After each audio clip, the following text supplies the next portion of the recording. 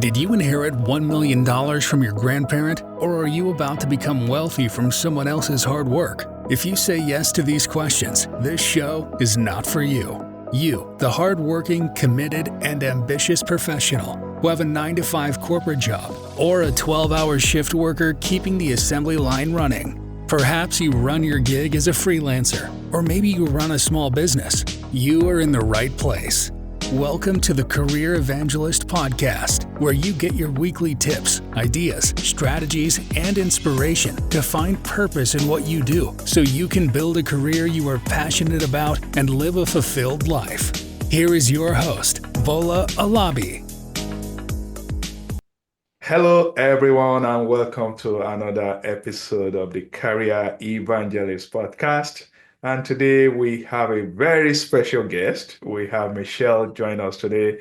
Michelle is a two-time corporate restructuring survivor turned career coach who has helped nearly 1,000 professionals rediscover clarity, confidence, and purpose in their career.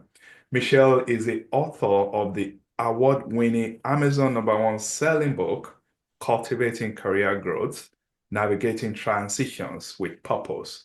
Our work blends empathy with practical strategy, equipping mid-career professionals to articulate their values, recover from setback, and confidently pivot into new opportunities. Michelle is passionate about guiding people out of career fog and into meaningful, sustainable growth. And we are so blessed to have Michelle join us here today. Michelle, welcome to the show. Thank you so much, Bola. So excited to be with you today. Excellent. So I'm happy to have you. I know we tried to schedule this a couple of times, but we made it happen today, and I'm glad. So you are joining us all the way from Ottawa, Canada. I am. It is very cold here at the time that we're recording this. Well, Houston, the weather has been on and off. It may get cold in the morning, but by evening it warmed up. So, Nice. Send some of that warmth our way. So, tell us, you help people to recover from career setback. You also help people to navigate career decisions. Can you tell us why you do this, Michelle? Such a great question. And it's interesting because as a career coach, I'm really interested in the career stories of other people and how I got into coaching and decided that I wanted to help people along this journey and this path is a story unto itself. Of course, as you mentioned, I've survived two restructures over the course of my career. I was in financial services for 18 years, right out of high school, actually. And my job was eliminated because of a merger and acquisition. And I decided I wanted to move from financial services into not-for-profit, reinvented myself, packaged up my transferable skills, worked for a large national cancer organization here in Ottawa. And then I lost my job a second time, also because my job was eliminated as part of a restructuring. And, I don't know if I would have thought about coaching at least at this time in my career, had it not been for a good friend of mine, a very good friend of mine named Val, who planted the seed of coaching about a year before I lost my job the second time. And because she's a coach, she knows, she knows the qualities that would make a really effective coach. And she just turned to me one day, like completely out of the blue, and she said, "I never understood why you didn't do this as a career." And at the time, I was loving my job with the cancer organization. I was working with volunteers who were either cancer survivors or had cared for family members with cancer. And the timing just was not right for me. But then when I lost my job the second time, I realized, okay, this is the universe telling me I should really look into that. So Bola, I had taken that seed that was in my head and I started to network with other coaches to find out more about coaching, the kind of schools they went to, the kind of specialties that they had. And I realized that this was something not only that I wanted to do at this stage in my career, but it also gave me some awareness that I had actually been coaching in different jobs all the way along. And this was a chance for me to formalize it. So I decided to get my certification as a coach. I'm actually trained as a life coach, but chose to apply it in the area of career because I've lost my job. I've felt kind of lost trying to figure out what my next steps were going to be. I really wanted to help people guide them on those next steps. So I made the very conscious decision to focus my coaching in the career space to help other people, so they wouldn't feel lost and so that they would have a plan. And it's that same drive and motivation that caused me to write my book. I wanted people to have that roadmap and have that plan. Excellent. Thank you for sharing that, Michelle. And I do tell people that in this day and age, career, whether you want to call it restructuring, I call it disruption. It's something Yes. everyone should be prepared for because it can happen with the pace of technology, with the Oh, pace of yes. change we all face in this world. I don't think anyone should feel like a restructuring or disruption is not going to come. It's only Is a matter of when. So, It's so true. I mean, right now, I mean, Bola, you live in the United States. I live in Canada. I know that there's lots of job loss on either side of our border. yeah, And what I hear from a number of people, they'll say, "Oh, I'm just going to wait and see what happens. I'm going to wait and see if I'm going to lose my job." So some people very consciously decide that they're not going to do anything to prepare, but then they're scrambling when they find out that their job is lost, that there has been a restructure. So, you make such a good point about just being prepared. Like I really believe that everybody can be prepared for change because you're right. Change is going to happen.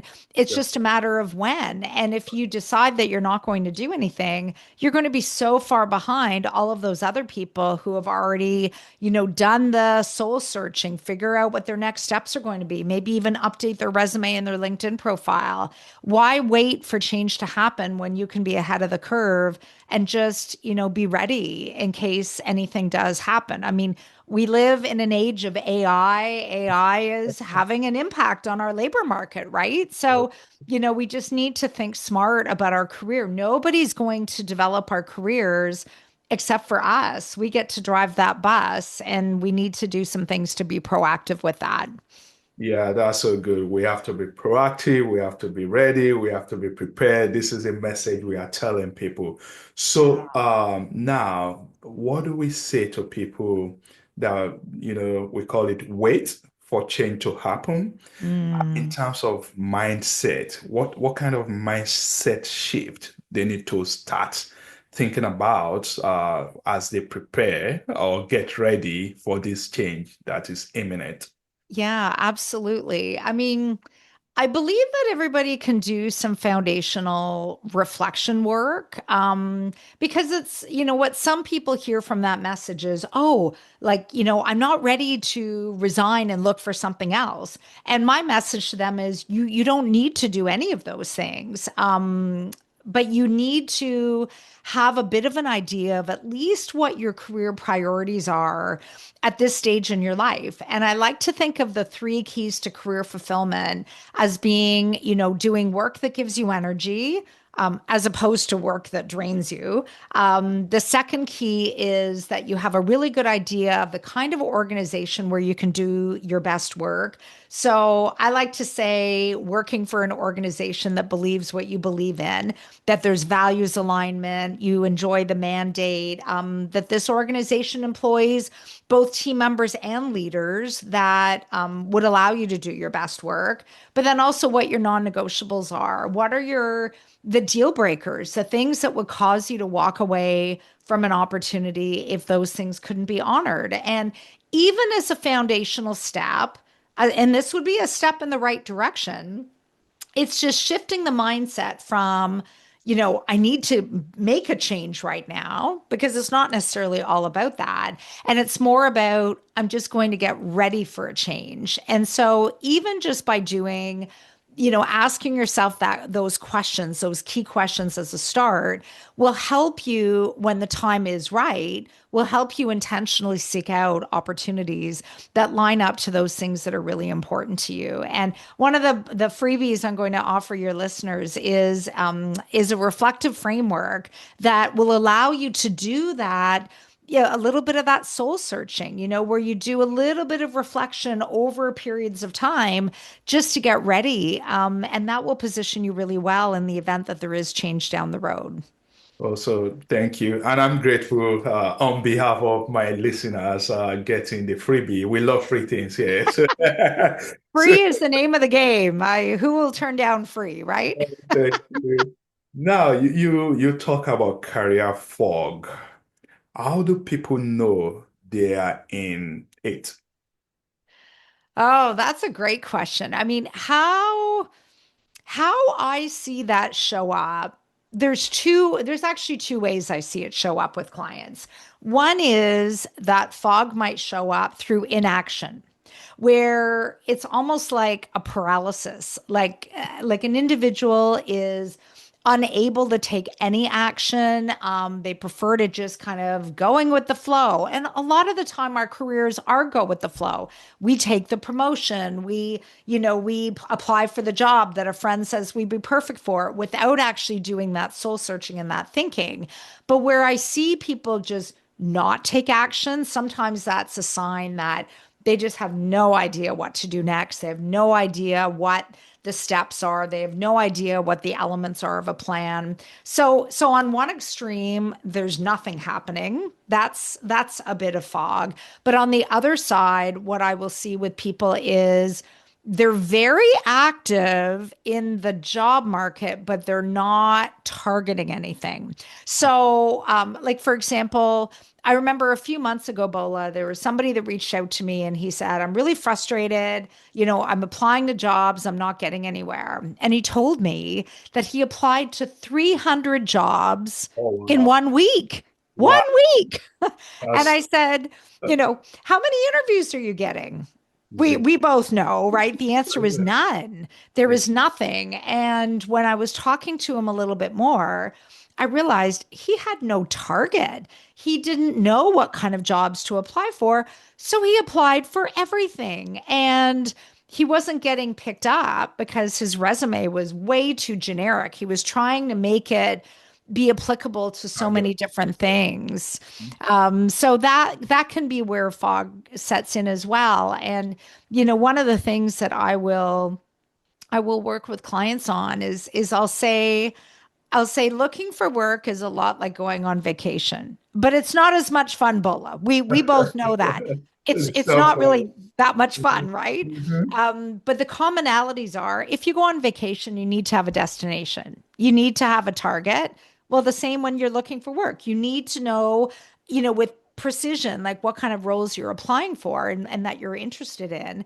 But the second part is you need to have a plan. And it's like that when you go on vacation. You don't just show up in a city and work it out. Although I'll be honest, in my early 20s, I did that. I wouldn't do that now, with Uh-huh. two kids and all of that. But that can sometimes show up as being like in a career fog where you're just applying to everything. You have no target, there's no plan. You just send out a whole bunch of resumes and you hope for the best. And I'd say that approach maybe still worked about 5 or 6 years ago.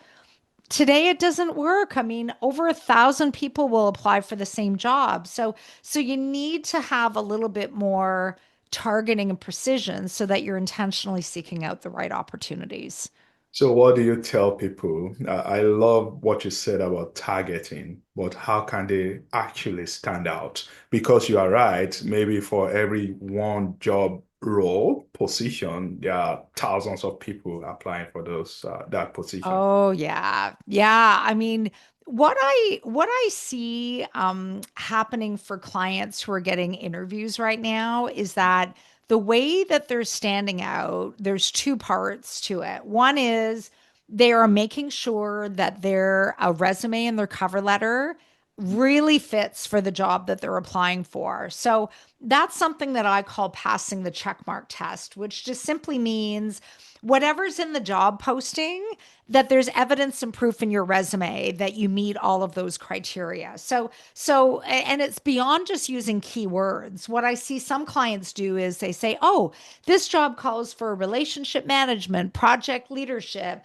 customer service," and they just plunk those words in, but they don't have any achievements that are evidence and proof that they have met those criteria. So a targeted application is one way to stand out from the masses, because there are a lot of people who do not target their application. But part two, this is where I see the magic happen, which is getting your resume into the right hands. Like, reach out to your network and see who in my network either works at the organization I'm applying to or knows somebody who works at the organization I'm applying to. And I have a brief little story to highlight how this can work. So this summer, I had a client, and he had applied for a large national job here in Canada. And he applied for this job. He found out a few days after he applied that human resources was not moving forward with his application. He got, like the standard, email, although a lot of companies don't even send the standard email now, but he did get a standard email. "Thanks for your application. Sorry, we're not moving forward. We'll keep your application on file." Standard stuff. Well, the thing is, at the time he applied online, he thought, "Let me just see if by some stroke of luck, I know somebody who works there."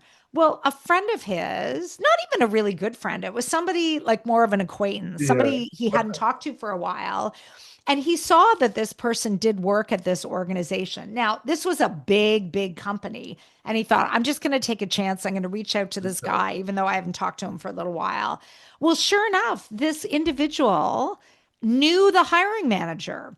And so put my client in touch with the hiring manager. Well, about a week, maybe it was about a week after he got the first rejection letter, he Mhm. gets another note, also from HR, saying, "We'd like to invite you for an interview for the Oh, same job he was rejected for." wow.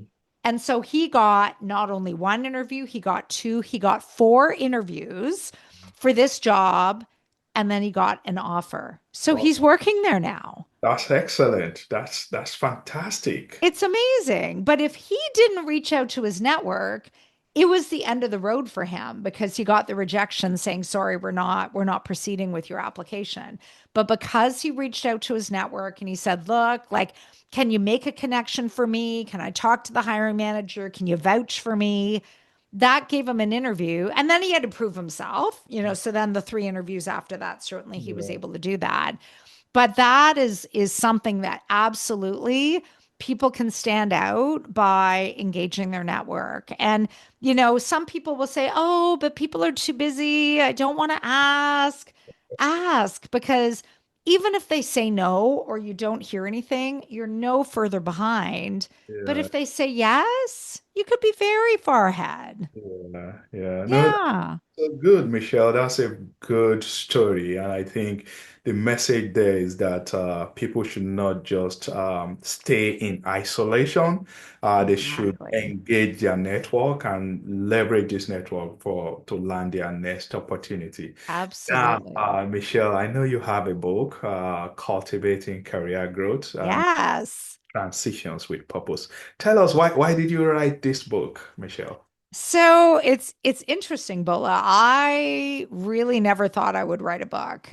Because writing a book, it's a whole year worth of work. Like, it's a year-long project. And it wasn't even just that initially deterred me. It was because I thought, what do I have to say for a whole book? I mean, I write on LinkedIn, but LinkedIn posts, they're Mhm. super brief. Yeah. So I thought, oh, like, I don't know if I have anything. that I could fill a book with. But I did know that I had, over the years, I had been sharing like stories with clients about strategies that worked for other clients. I'd been sharing the strategies that worked for me when I was looking for work. And so all it really took was the right person reaching out to me. It was the publisher that I decided to work with. I thought, oh, I shouldn't shut this down. I should at least be open to the conversation. So after talking to her, I realized, yeah, not only do I have a book to bring out into the world, but I wanted to do it with her. So I wrote the book because I really wanted to create a roadmap for people. Certainly talk to a lot of people that when they come to me, oftentimes when people come to me, they've already been looking for work on their own. And they're oftentimes pretty frustrated. Like they've been applying for jobs, they're not getting interviews. They're getting interviews, they're not getting the job. They're only looking for work online. They're not engaging their network or reaching out to recruiters, which is a complete job search plan. Online recruiters and networking, that is your job search plan, but not everybody will engage that kind of plan. So I wanted to take people from the start, from the reflection on your career priorities to then identifying some options that could be good fits, and then actually working on the tactical elements of a job search plan, like creating that plan so that you know where to look, you know how to reach out to your network, that you have a resume that tells the right story about you, that you know how to interview for jobs.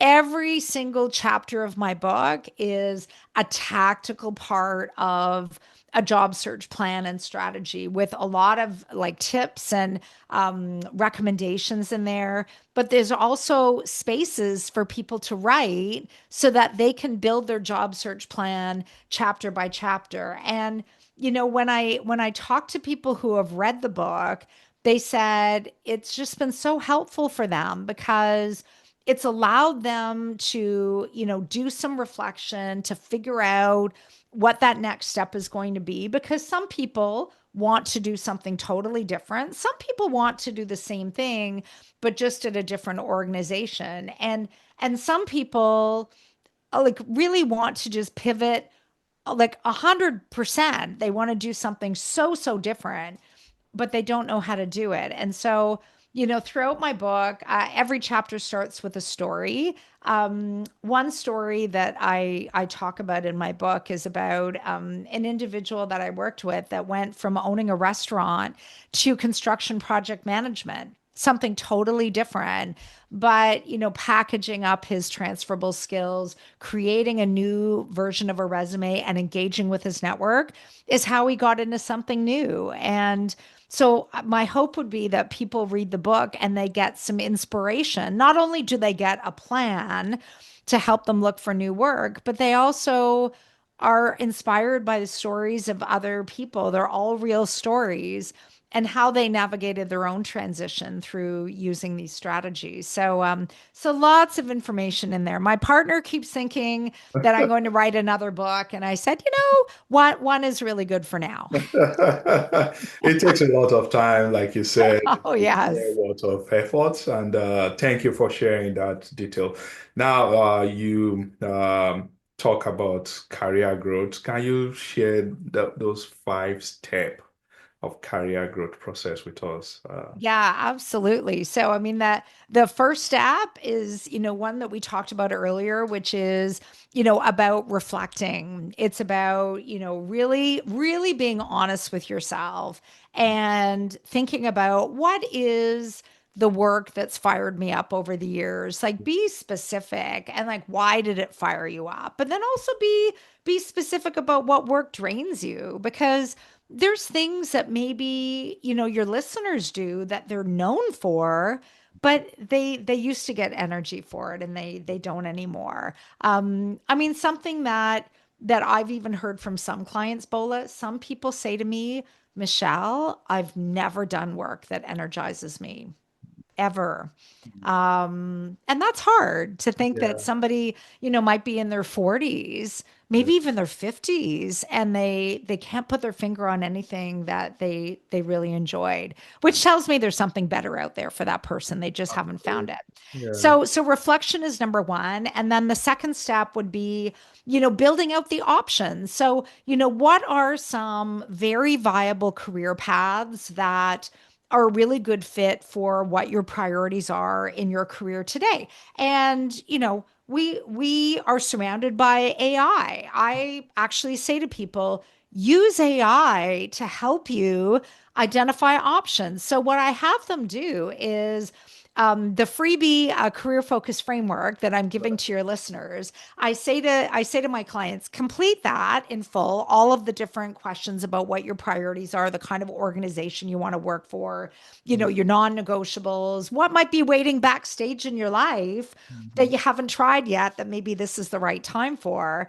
And so take all of that and your resume and feed it into like ChatGPT or, another AI. Don't put in your personal information. I always say like strip your personal information from it.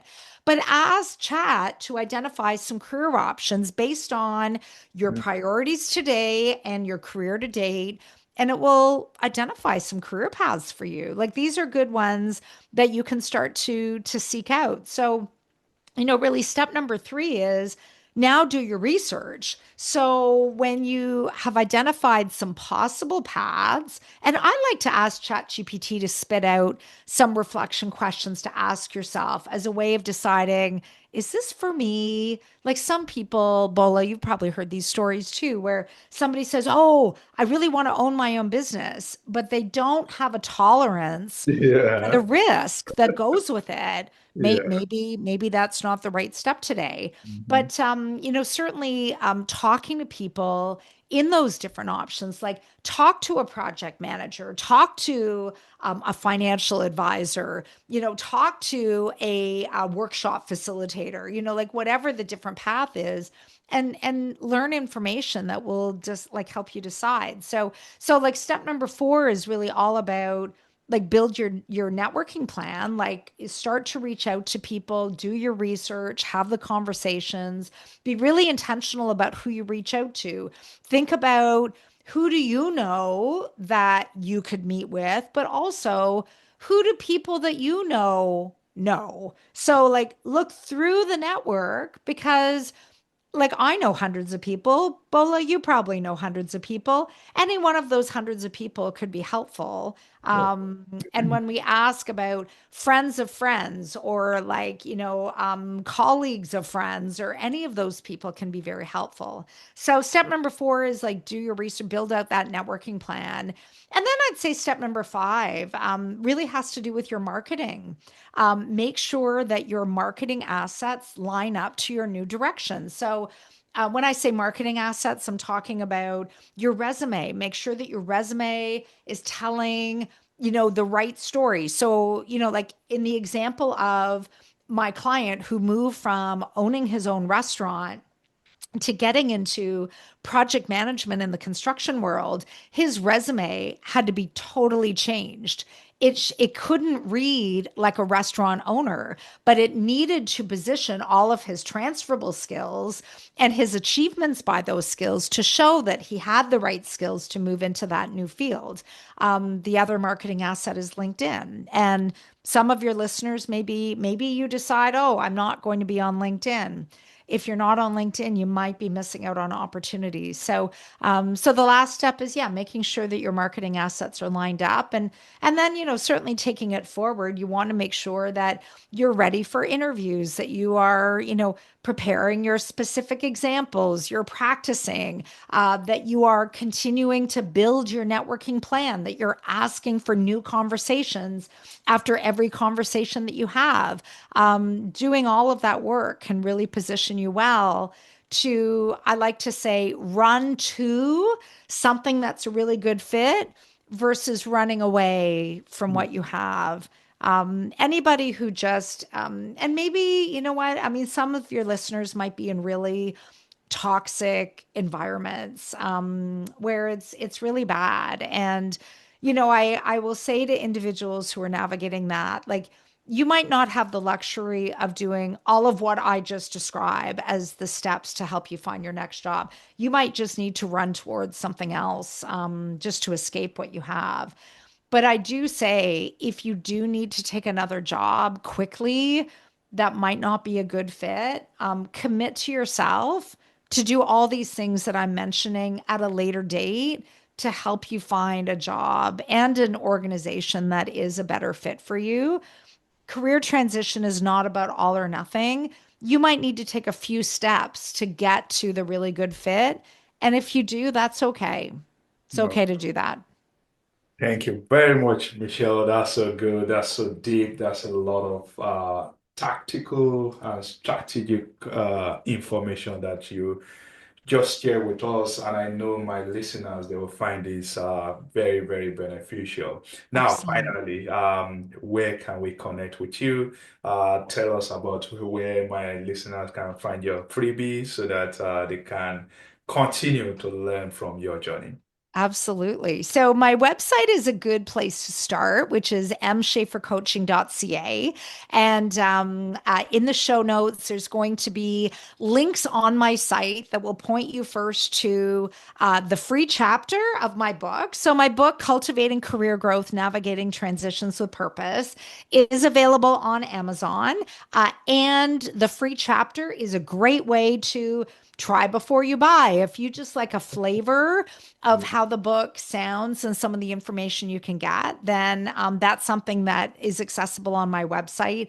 The other link that I'll point you towards is also available on my site, and it's to the reflective document called A Career Focus Framework, which it really is. It asks a number of different questions to help you figure out what does career fulfillment mean for you, so that you can have that starting point to help you identify other options. On my website as well is a link to book a free 30-minute consultation with me, and that's complimentary, will cost you nothing but your time.